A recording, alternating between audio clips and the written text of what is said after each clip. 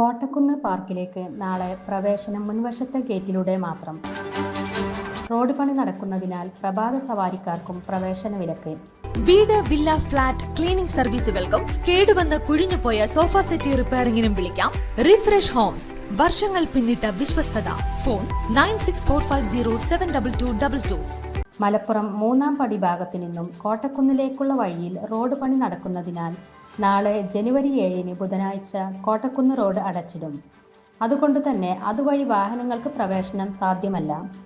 നാളെ ബുധനാഴ്ച കോട്ടക്കുന്നിലേക്ക് വരാൻ ആഗ്രഹിക്കുന്നവർ KSRTC ഡിപ്പോക്ക് സമീപമുള്ള റോഡിലൂടെ പ്രവേശിച്ച് കോട്ടക്കുന്ന് പ്രധാന ഗേറ്റിലൂടെ പാർക്കിൽ പ്രവേശിക്കേണ്ടി വരും.